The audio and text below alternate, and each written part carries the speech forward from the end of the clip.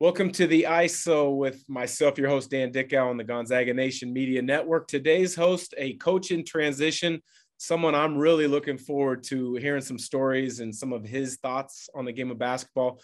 Gotten to know him a little bit over the last couple of years as he's been an assistant at Washington State, but he's from New York City. He's one of the all-time great point guards at North Carolina, Derrick Phelps. Coach, thanks for joining. I appreciate having me. Well, let's just get right into basketball in the big city of New York. I'm a West Coast guy, grew up in the Portland area, and for me, point guards in Portland are Damon Stoudemire, Terrell Brandon. When you look at a point guard, you always hear about New York City point guards. I've got a couple in mind that I want to get your take on, but first, what is a New York City point guard like to you? To me growing up, it's more of a playground guy. We always played outside for sure. So our biggest deal in New York City that, you didn't shoot jump shots back then when I played. You kind of be a real big time dribbler, try to get by people, try to get to the rim, try to finish layups. And our whole deal was in that mindset back when I was growing up was get by people, have a good handle, and just finish at the rim. And I think the biggest thing with us too, when I was growing up, was court vision. We was always the New York guards, always the people that can get guys the ball, but always can break you down and get to the basket as well. Well, that kind of summarizes two guys that I was teammates with in short stints in the NBA. They were a little bit after you. Andre Barrett, we were teammates for USA Basketball and we're university games, a short stint with the Clippers together. And then Omar Cook and I were teammates for a short bit with the Blazers. Amazingly, he just finished his career playing in Spain in the EuroLeague. So that kind of description fits him perfectly. When you look back at some of the previous guys, the legends, so to speak, would it be Rod Strickland, Mark Jackson, Tiny Archibald? Who were those guys for you growing up that you looked up to? I kind of always try to pat my game. I was a big Mark Jackson fan. When he was playing at St. John's, I used to always watch St. John's play. I was a fan of St. John's growing up. Of course, I'm from Queens, so it was kind of ideal for me to be watching them all the time. Of course, Kenny Smith is another guy, Carolina guy. Of course, he played against he was an arch rival. Of course, he went to Malloy High School. I went to Christ the King. So, I always had a chance to watch him play a lot. He's definitely from Queens as well. Guys like you said, Rod Strickland, another legend in the New York City area. Pearl Washington, rest in peace, was another guy that you always watch at Syracuse. So it's a lot of legends for sure. Those are the guys I kind of looked up to for sure. But Mark Jackson was the guy I kind of tried to patent my game after. Big point guard. I used to like to back guys down, stuff like that, court vision, stuff like that. I wasn't I won't say slow, but I was much quicker than he was. Yeah, I don't want to put anybody on blast, but yes, Mark Jackson was not the quickest of point guards. I matched up against him in the NBA at the tail end of his career, and I was worried about getting back down, not blown by. And I wasn't a great defender, so that kind of put it in perspective. So growing up in Queens, St. John's is right there. You mentioned Kenny Smith. He obviously went to North Carolina. Dean Smith, he starts recruiting you in high school. What is the pull and attraction to North Carolina and to make a New York guy like yourself become a Tar Heel? I'm not gonna say funny story, but the main recruiter was trying to recruit me back then was Bill Guttridge, which that kind of noticed me. And me coming out of high school at the time, I was getting more of the East Coast of, the UConns, the Syracuse, Seton Hall with PJ Carlesimo there. So it was more locally. And I think Guttridge came in to come watch Khaled Reeves play, was my backcourt partner, that guy that ended up going to Arizona. And after the game, and I had a great game. I think I had over 20 points or so, blah, blah, blah. This is my junior season. And Bill Guttridge said to my coach at the time, they're looking for a point guard. He says, we love Khaled Reeves, but I really love Derrick Phelps to be the point guard that we need to start recruiting for Carolina. So that's that's when my focus started really more going towards Carolina at the time, and seeing who's on the team, who's their point guards and past stuff. And I knew Kenny Smith at the time, not known personally, but I just knew the whole history of Carolina, him recruiting New York guards was like a real big deal to Coach Dean Smith at the time. But yeah, at that time, Carolina wasn't my focus when I was playing and stuff like that. But when the time started, I really started focusing on it. And like Dean Smith loved New York guys, New York guards, let's put it that way. The Jimmy Blacks, of course, Kenny Smith, King Rice, so he always kept like a New York guy in his stable for sure to lead his team. So I felt honored to be one of those guys that he was looking at and wanted to recruit. So you had a high school backcourt of yourself and Khalid Reeves. Did you guys ever lose a game? The funny part, I only played varsity 2 years. Khalid played varsity 3 years. Matter of fact, we was together on our freshman team at Christ the King together and went 26-0. And then the next year he went to varsity. I stayed on JV and played another year. Then our junior year, we ended up being 28-1. And we was like third in the country that year. And we was very good. We had Jamal Faulkner, ended up, committed to Pittsburgh, ended up going to Arizona State, then finished his career up in Alabama. And we had we had like 6 Division I players on that team. Wow. And the game we lost, Khalid Reeves didn't play because something happened in the practice 2 days before because he wasn't getting the ball enough. So coach said, well, I'm sitting you down since you don't get the ball enough in practice. You ain't going to be playing the next game. And we happened to lose that game by like 1 point or 2. I forgot. I'm not even going to name it. I'm not even going to name the team we lose to because I hear those guys all the time talk about, man, we want that stop y'all from going undefeated. And so I have to hear that story all the time. But yeah, we was pretty good. And in our senior year together, we was considered the best backcourt in the country, and end up losing in the semifinals in the city, and against Old Hollows at the time with Chanel Scott. We had nobody to guard the big fella, 6'11". So with the fact that you played varsity of 2 years, Khalid Reeves played 3, you've been in the college coaching world now for quite some time. You have to be able to share some of that kind of patience with players that you're recruiting, because everybody wants it now. They want to start as a freshman on varsity. They want to be recruited, going into their sophomore year. But you had to, obviously, you've got the different perspective of growing at your own pace. What do you share with kids during that recruiting process? Because I believe in the path that is right for the player can't be forced. No, I totally agree. I think I kind of tell guys, like I give them my path and stuff like that. And yes, I could have played varsity after my freshman year in high school.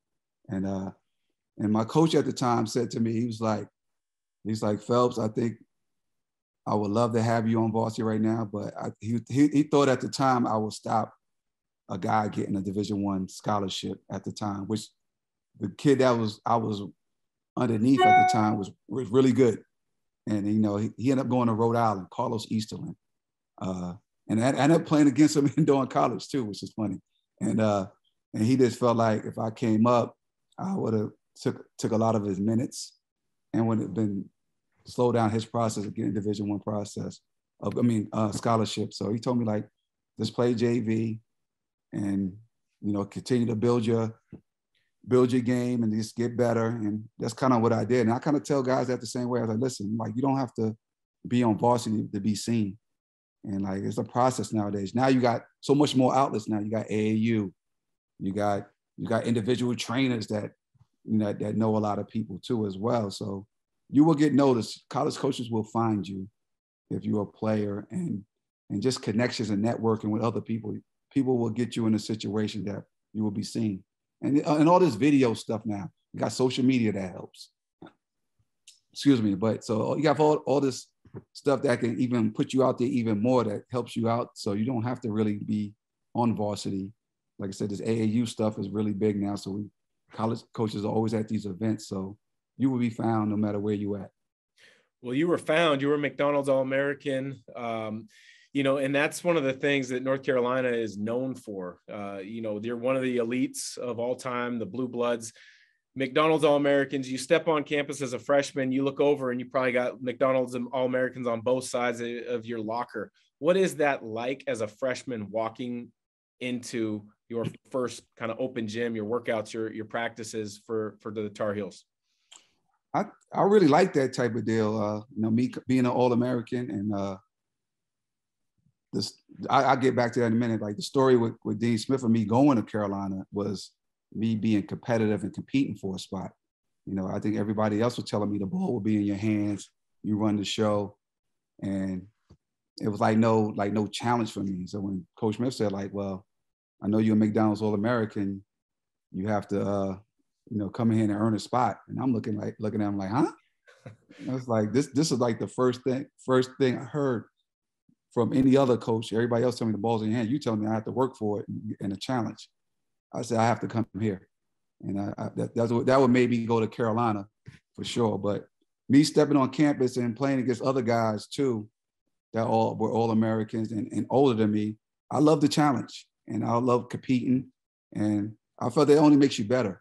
So they always say iron sharp as iron. I felt like that's what I wanted. And that's what I wanted to play against and compete against. And I felt it just made me better as a player, all-around player, and just made us the team we were in those Carolina years. Well, North Carolina is one of those schools that, as a kid myself, growing up in the Portland area, I only dreamed of being recruited by. They never reached out when I wasn't good enough. But when you look at the legacy of all the players that went through North Carolina and being recruited and then playing for Dean Smith, what was that like, being coached by such a legend? It's just surreal, really. Like it didn't hit me till you actually get there, then you actually start getting on the court. Then it's just the teaching involved of like details. Like everything you do is in practice. It kind of made the games easier, And he was such a inventive mind and always ahead of the game. Kind of taught me as a point guard because I had to think like the coach. So it made me more cerebral of knowing the game and knowing what's going to happen before it happens. And if it did happen, I knew how to adjust from it, So it was like, it made me more cerebral in that aspect of it. And the funny way, it got to a point like I'll be on the floor and I'm like, talking to our players and I huddle up and Coach Smith be yelling at me what play to run. And then I'm like, Coach, I'm already got that play already set up. So it's like I started to think like him, and just in the situation or who's hot or who we need to get the ball to or what mismatches is available on the court. I started to get that same concept or way to think how Coach Smith was thinking at the time. So it's like, and the funny part, King Rice told me that would happen to me. If, being there for those 4 years, it's going to be sooner or later, you're going to be thinking just like Coach Smith thinking on the floor. So that made it a big amazement for me, being on the floor to think like how Coach Smith was thinking. And and just like I said, being at Carolina was a great experience for me, man. And like I said, all the guys I played with, the opportunity, the guys that come back during the summer, the guys you play against that's been in the NBA and pros. And that's like an experience of being at Carolina, man. Nothing like it. Let's stay on the topic of summer runs at Carolina, because when I was in the NBA, I'd always come back to Spokane and go to Gonzaga and play pickup with the current guys. But if you're at Carolina, there's a different level of guys that were coming back. Tell us a little bit about those summer runs. Did Michael Jordan frequent it? Did he dominate? Did he talk trash? And then what was that like as a young guy learning from those guys that were currently in the NBA where you aspired to be? Yeah, you got all the old guys used to come back. Like you said, Michael Jordan came back a few times when I was there. Sam Perkins, James Worthy, Kenny Smith. Man, who else I can name? The Brad Daughtys. You name Rick Fox. Guys that you play with, and just the runs are real serious too, because when you get out there, you better stay on. You better win, because that's the only reason you're going to stay on the court. Because those other guys that's coming in off the bench or that's been sitting out, you better hopefully you've been playing well that they'll pick you to come play, especially when you're a college player. Because the old you know how the old heads come in, and you're like, nah, man, yo, fella, I'm playing this one. You know, they'll come in and bogart you, but you know that's part of the game, and you kind of love the runs, and you just want to watch too. If you're just not playing, you want to watch, and you learn from that as well. So the games were intense, and like when Jordan was out there, it's really intense because he's not trying to lose. You know, he's gonna like get the ball, he's gonna hold you, he's gonna talk trash. It's like he got money on the line every time he's on the floor, but it's a serious deal, and I just love it. That's the competitiveness, and that's what I always like the challenge, and like those guys will make you better when those older guys come in and experience and go against the college guys. That Carolina tradition is part of one of the biggest rivalries in all of sports, that UNC-Duke rivalry. Tell us a little bit about your experience with that, and then when that matchup is about to occur, even though nowadays you are in the college coaching world, do you start a text message thread with some of your old teammates saying, hey, this is a big week, we gotta support the guys? Yeah, absolutely. It's like I said, we a big time family. Like I said, I'm on a group chat maybe like with over 7,500 guys in WhatsApp, and we all talk with each other. You know, we congratulate each other. So that's a real deal with us. If I'm in town somewhere and one of the guys there, I'll text him, like we might go get dinner or we might meet up for a drink or something. You never know. But yeah, when the Duke Carolina thing is going on, it's real serious. And I played with Hubert Davis, which is now the head coach at Carolina. So for 2 years, I played with Hubert. I got another guy on staff, is Pat Sullivan. Guys like Jeff Lebo I looked up to, you know, so we all stay in contact. We give everybody best wishes and good luck. And, you know, always talking about beat those Dukies, you know, for sure. And like in my era, for sure, was a real big time era because from 90 to 94, you know, that's the era when Christian Laettner, Bobby Hurley, Grant Hill, like the same year I came in with Grant Hill. All those guys, man, was very competitive because my first 2 years, they actually won the national championship. So that's how competitive it was. You know, we ended up beating them during those years and stuff like that. And of course, my junior year, we won a national championship. So the ACC was very heavy and top heavy with Carolina and Duke those years. So the competitive aspect of it was competing against Hurley all the time and Laettner, you know, the Grant Hills, of course, those guys were really top-notch players. So going against those guys in that era was very, very competitive and challenging. And that's the games you want to play against. And like I was saying, it's one of the biggest rivalries in sports history. So I was glad I was part of that and had a chance to be involved and won some games against those type of players. Well, you won plenty of games, and you also won a big one that following year. You touched on it, the 93, I believe it was, title game. People don't remember it maybe necessarily for what you guys did. More so, they remember it for what Chris Webber did. But you were part of the reason he called that timeout. You trapped him right when he started to get past half court, and you kind of funneled him towards that bench. Walk us through that final couple seconds of the game from your perspective. Yeah, at the time, we was at the free throw line. Pat Sullivan was shooting, I don't know if it was one-on-one. Well, he made the first one, so he ended up shooting 2 shots. And that put us up 2.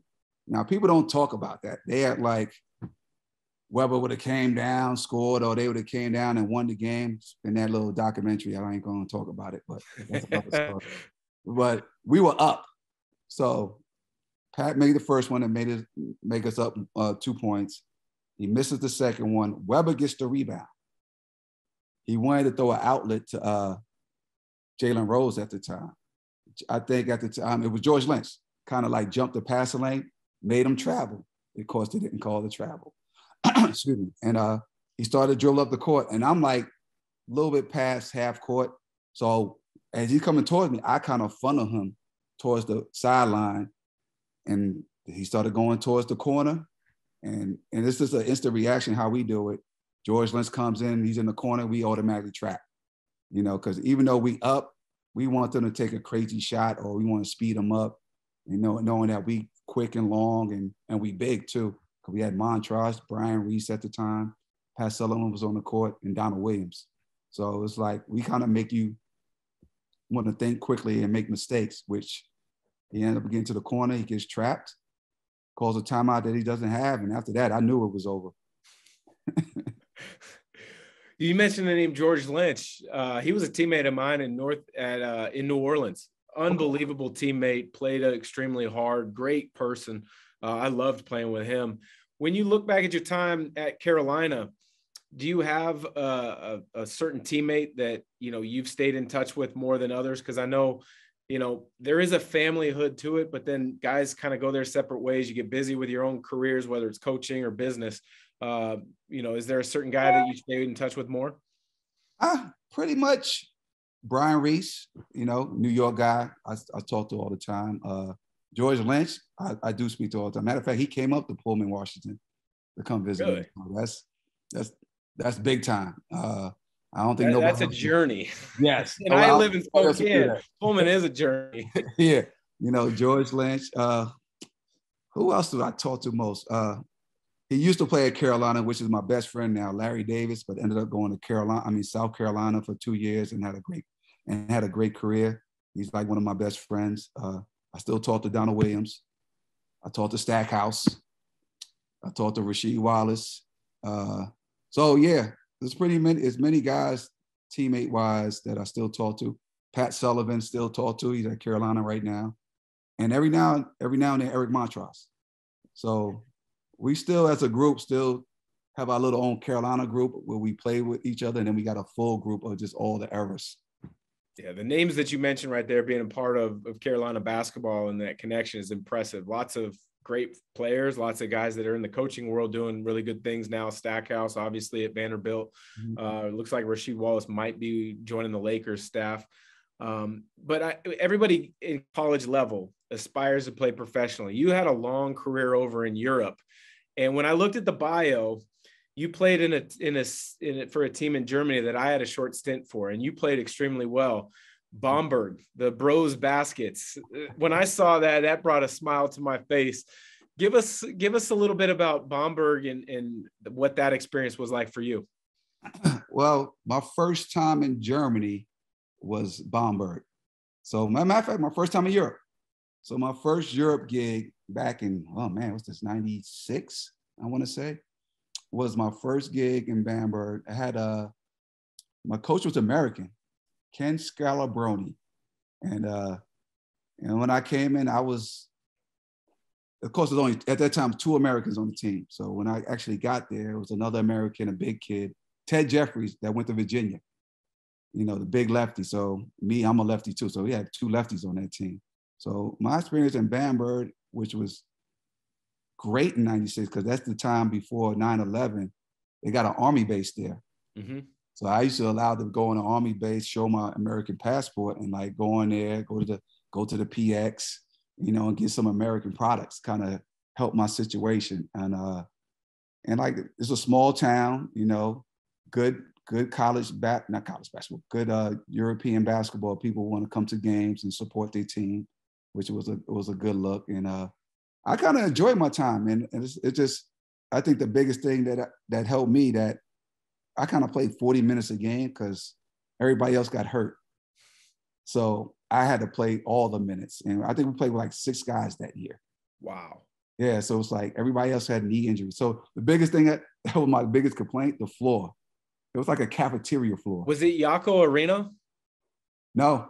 Okay, it was like a little high school gym. They had like a cafeteria floor, and people used to slip on it all the time if it got wet. And people used to have a lot of knee injuries. So I was fortunate that never happened to me, but we had like 3 or 4 guys that had like ACL tears back then. Wow. That took them a while. So that's why we only had like 6 plays. So to put it in that perspective, we didn't practice that much. It was a lot of shooting, just getting shots up. And when the game started, we just played.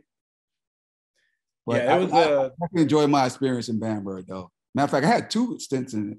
So it was like I came back after like, maybe 9 years later. Okay. And ended up playing in that arena you're talking about.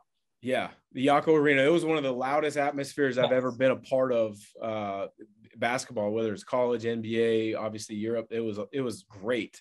I unfortunately got hurt too. There must be something over there in Germany with how they do player treatment, but I got hurt, so my time was cut short.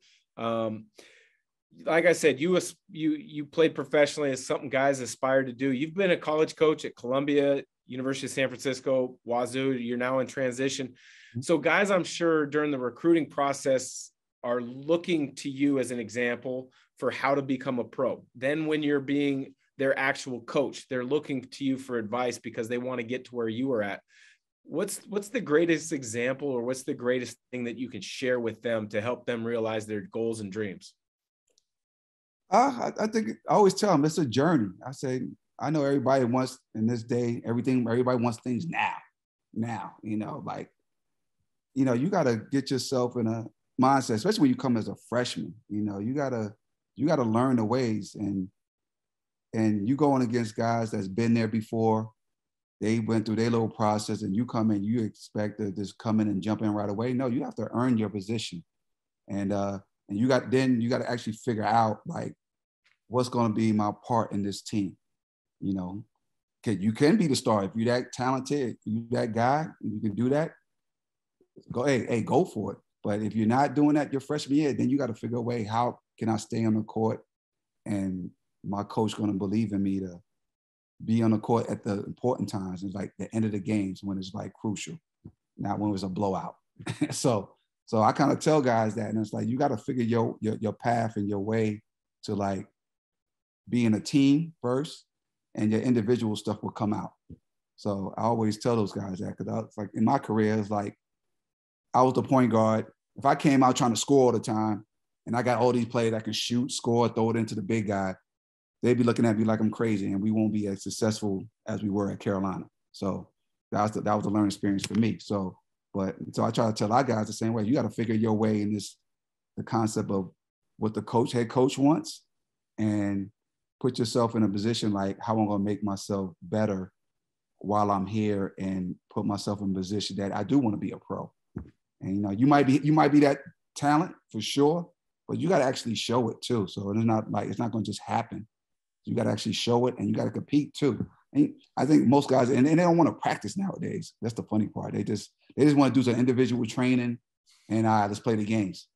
And like, no, you have to practice, because you got to know your teammates. You want to play. Got to know the concept of defense. Got to know what offense we running. It's just not throw you the ball and like, all right, we just play. This ain't playground. So it's like, it's a lot of things you got to tell guys.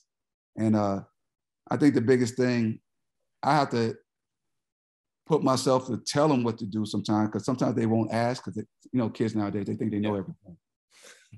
Or they just I'm gonna look it up online and just figure it out. Like, hey, I'm here right here, and I'm telling you, and like I'm always trying to adjust, especially a point guard.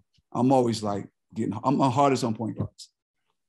But you have to be. You've been there, you've done it, you've won a national title, you've done all the things that hopefully they want to do. NIL has become an unbelievable buzzword over the last year. I've always said it's going to take a couple of years to flush out how exactly it's going to work and benefit both student athletes and programs. But you were kind of at the end of two different spectrums. You've recently finished coaching at Washington State, so you see that market. Then you see one of the blue bloods in Carolina. If you were a college student athlete right now, and you played for Wazoo and you played for North Carolina, what would the one NIL deal you would want in Pullman and in Chapel Hill be? Oh, well, Chapel Hill, you probably got so much more opportunities, of course, of doing NIL. Wazoo is different. We in a different place. And I just, the biggest thing is what you would have to do probably in Washington State is probably just, if I can eat at a certain restaurants all the time, or it's a different perspective, to tell you the truth. It's hard when you a school like Washington State to have an NIL deal, unless you got, I'm just trying to see what they can do that could be better than Carolina. I'm not gonna say better than Carolina, just something to compete with. Sure. And it's like, there's so many options when you got like so much other stuff around you. And like Chapel Hill got Raleigh-Durham, you got Charlotte close, you got Greensboro. Pullman, Washington, you got Moscow, Idaho. And, you know, you got Spokane is an hour and 15 minutes away. And after that, Seattle's 4.5 hours away, you know what I'm saying, 5 hours. So it's not like much things you can do to help the program. But I think I will come into Washington State as a different mindset that, hey, I'm coming here, I'm going to play in the Pac-12. I'm going to focus on my game most of the time, go to school, and try to be a pro. You know what I'm saying? That's the mindset. Carolina, you got a little more different mindset. You know, you're going to play guys that's been All-Americans and the prestige, you know, program and stuff like that. So you be in a position that maybe we're winning titles or, you know, winning regular season or ACC championships. So it's a different mindset of the program. So it's going to be hard when you're, and the funny part, Washington State's a Power 5 school. So it's like, just imagine the mid-majors and the low majors, what they dealing with other kids. So you got to figure something out to fit your mindset and go from there. Yeah. Yeah. Well, Coach, I appreciate the time. It's been nice getting to know you. Pre-game chats when I've covered games in Pullman for the Pac-12 networks. Hopefully we stay in touch a little bit, and I'm sure you've got something great right around the corner. But thanks again for joining.